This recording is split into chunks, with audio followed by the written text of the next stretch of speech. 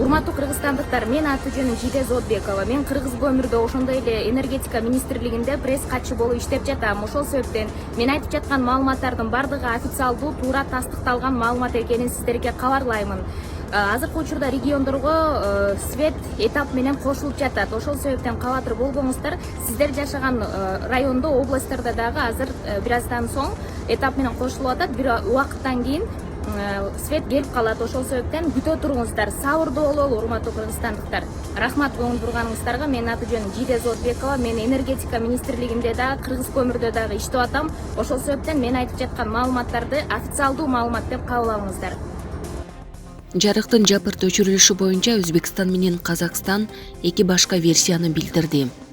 Өзбекстандын энергетика министрлиги Борбор Азиядагы 3 өлкөдө электр энергиясынын өчүрүлүшүнө Казакстандагы авария себеп болгонун билдирди. Ал эми Казакстан тармактагы чыңалуунун секириги коңшу өлкөлөрдүн тармагындагы авариялык дисбаланстан улам болгонун маалымдады. Бул тууралуу орусиялык басылмалар жазышты. Өзбекстандын энергетика министрлиги тараткан маалыматка ылайык, Казакстандын электр тармагындагы эри аварияга байланыштуу Алматы, Чымкент, Түркистан облустарында жана ага жакын аймактарда электр энергиясын берүү үзгүлтүккө учураган.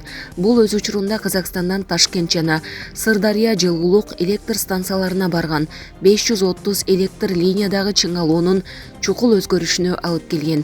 Мындан улам авариялык коргоо системасы иштеп кетип, жарык өчүп калган. Казакстанга келсек, алар авариялык өчүрүү Өзбекстан менен Кыргызстандын энергетиктеринен улам болду. Бүгүн 25 январда саат 11:59 Борбор Азиянын энергетикалык системасы тарабынан түзүлгөн авариялык дисбаланстын айынан Казакстандын түндүк жыгыш түштүк 500 киловаттык жогорку чыңалуудагы линиясынын транзитине күтүүсүздөн электр кубаттуулугу жогорулап кеткен деп жазылат. Электр тармактарын башкаруу боюнча Казакстандык компаниясынын маалыматында бул өз учурунда транзиттик авариялык бөлүнүшүнө жана Казакстандын түштүгүндө жарыктын өчүрүлүшүнө алып келгени айтылат. Ал эми Кыргызстандын энергетика министрлигинен болжолдуу түрдө Борбор Азиядагы энергетикалык системасынын иштөөсүнүн үзгүлтүккө учурашы аймактагы энергетикалык системалардын биринен улам болду деген маалымат таратышкан. Кыргызстандын 60%-на электр жарыгы берилди. Бул тууралуу энергетика министри Доскул Бекмурзаев маалымат жыйын учурунда билдирди. Ал өлкөнүн түштүк аймагы электр жарыгы менен толук камсыз болгонун белгиледи. Электр энергиясы акырындык менен бардык жакка берилип жатат. Азыр өлкөнүн 60% камсыз болду.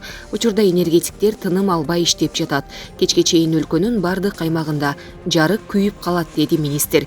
Мындан тышкары ал ТЭЦте жылуулук берүү иштери түнгө чейин калыбына келип каларын кошумчалады. Бүгүн саат 12:00 кийин Кыргызстандын бир нече аймагында электр энергиясы өчкөн. Көп өтпөй Өзбекстан менен Казакстандын дагы бир катар аймактары электр кубатысыз калганы айтылды.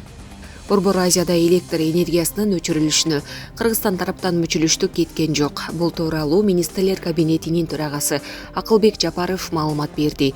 Жарыктын өчүп калышына биз тараптан эч кандай мүчүлүштүк кеткен жок. Биз аны көрсөтүп да далилдеп дагы бере алабыз.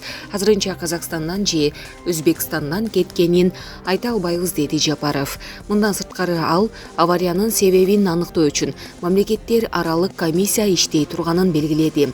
Ал эми энергетика министри Доскул Бекмурзаев Борбор Азия энерго шакекчесиндеги азыркы мүчүлүштүк тарыхта биринчи ирет катталып, масштабтуу өчүрүү болгонун айтты. Президент Садыр Жапаров Борбордук Азия өлкөлөрүн жана Кээрди жалпы күч аракеттерин Афганистанда бекем жана узак мөөнөттүү тынчтыкты орнотуу үчүн жумшоого чакырды. Биз жалпы күч аракетибизди көптөн бери азап чегип жаткан Афган жеринде мүмкүн болушунча тез арада бекем жана узак мөөнөттүү тынчтыкты орнотууга багыттайбыз деп ишенем.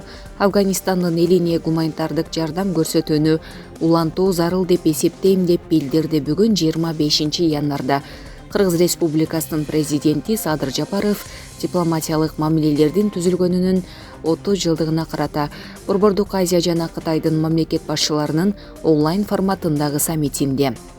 Мамлекет башчысы Кыргызстан бүткүл дүйнөлүк коомчулук сыяктуу эли аймактык жана глобалдык коопсуздук системасынын негизги көйгөйүнө айланган Афганистандагы оор аскердик саясий кырдаалга байланыштуу тынчсыздануусун билдирерин белгиледи. Бүгүнкү күндө бүткүл дүйнөлүк коомчулуктун, анын ичинде Борбордук Азия өлкөлөрүнүн жана Кытайдын кызыкчылыктары үчүн учурдагы күн тартибинин бир катар актуалдуу маселелери боюнча Афганистандын жаңы бийликтери менен келечектеги диалогго жана өз ара аракеттенүүгө негиз түзүү маанилүү деп белгиледи президент Садыр Жапаров. Ошондой эле Садыр Жапаров Кыргызстан дүйнөлүк коомчулуктун антитеррордук иш-чараларына катышууга, анын ичинде эл аралык уюмдардын жана жамааттык операциялардын алкагында өз ара аракеттенүүгө артыкчылык берерин белгиледи. Мамлекет башчысы саммиттин катышуучуларынын кызматташтыгынын негизги багыттарынын бири терроризм жана экстремизм менен күрөшүү болуп саналарын белгиледи.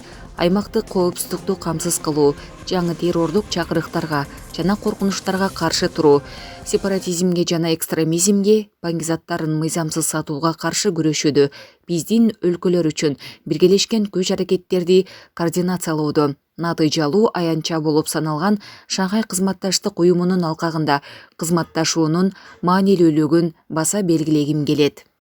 Биздин эл аралык террористтерге каршы, анын ичинде Казакстандагы акыркы кайгылуу окуялар учурундагы аракетибиздин ыраттуулугу натыйжалуу жана ынандырарлык. Бул жаатта кызматташуубузду өнүктүрүү, укук коргоо органдарынын потенциалын чыңдоого жана аймактык жана эл аралык кызматташтыктын таасирин олуттуу жогорулатууга жардам берет деп эсептейбиз, деди президент.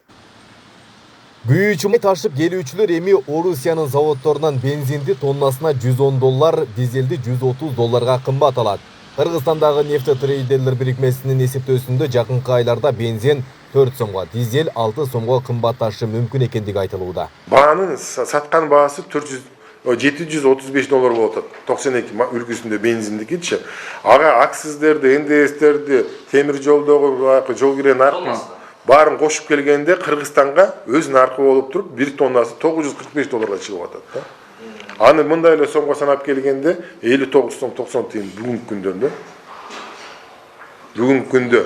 Ал эми азыр жогорулаган баа менен келип туруп бул жерден сатылганда, анын дагы 3 сом 4 сомго бизге кымбаттайт да. Ошону биз мындай маалымат кылып, элдин баарына маалымат катары берейин деп туура чечтик. Өлкөнүн транспорт тармагы автоунаа жолуна гана байланган. Кыргызстанда күйүүчү майдын кымбатташы калктын жашоо турмушуна дароо таасир этет. Мунай менен кошо айрым азык-түлүк кызматтары да кымбаттайт. Мындай көрүнүш тургундарды сарсанага салууда. Бардык жакта ушундай болуп атат, ушуну биз бардыгыбыз туура түшүнүп, иштегендер дагы ичинде ошол айлыктарын көтөрүп, бардыгыбыз ошо бири-бирибизди түшүнүп, эме кылыш керек болуп атат. Бул биздин гана мамлекетте эмес, бул бүткүл дүйнөлүк рыноктон чыгып аткан нерсе болуп атпайбы? Ошондон келип, анан багы тарткылыштык маалынан, бензинден, кем поступление болгон маалынан бул бензин кымбаттаганы турат. Булга эми кымбаттаганына биздин бийликтегилер кандай аракет жасаш керек? Биринчиден мынау элдин айлык маянасы көтөрүлүш керек да. Бензинге салыштырмалуу. Пенсияны, пособияны дегендей ошолор жагын караштырып койсо, көтөрүп койсо, карапайым калкка кыйла жардам болгон турат да. Бул бийликтин иш аракети да. Жыл ичинде айы 95 үлгүсүндөгү бензиндин баасы 27,2 сомго же 72,4% кымбаттады. Монополияга каршы жөнгө салуу мамлекеттик агенттигинин кызматкери күйүүчү майлоочу майга болгон баанын өсөөрүн тастыктады. Ошол эле учурда негизсиз кескин көтөрүлүп кетүүсүнө жол берилбей турганын кошумчалады. Антимонополдук орган тарабынан биз азыркы күндө жума сайын, ар күн сайын май сатуучу жайларда баалардын өз кандай темпте өсүп атат, ошол боюнча анализдерди жүргүзүп атабыз жана биздин мамлекеттик агенттик тарабынан нефтетрейдерлер ассоциациясы менен биргеликте ошондой эле чоң бизде май ташуучу ишканалар бар да. Булар бар Ред Петролиум, Газпром, Партнер нефть деген, Бишкек Петролиум деген да. Ошолор менен тыгыз байланышта биздин борбордук аппарат тарабынан тийиштүү жетекчилер тарабынан дагы иш-чаралар жүргүзүлүп атат да. Алдын ала баягы Кыргыз Республикасынын атаандашык жөнүндө мыйзам талаптарын сактоо боюнча ошол талаптардын негизинде кандайдыр бир спекулятивдик себепсиз бааны көтөрүп жиберүү үчүн алдын ала иштерди жүргүзүлүп атат. Орусия 2022 жылы Кыргызстанга 650 000 тонна бензин жана 550 000 тонна дизелди бажы алымсыз берерин кабарлаган. 2021 жылы Москва Бишкекке 460 000 тонна бензин жана 485 000 тонна дизель жиберген. Кыргызстан жылына 1 миллион тоннадан ашык күйүүчү май керек дейт. Өлкө мунайга дээрлик Орусиядан көз каранда. Серепчилер Кыргызстанда кара майдын баасын туруктуу кармап туруу үчүн өлкөдө мунайды кайра иштетүүчү заводдордун ишин өнүктүрүү керек экенин айтып келет. Нефте трейдерлер бирикмесинин маалыматында Кыргызстанда 290 миллион тонна мунайдын запасы бар. Айбек Исабеков, Аскар Маматисаков, Регион.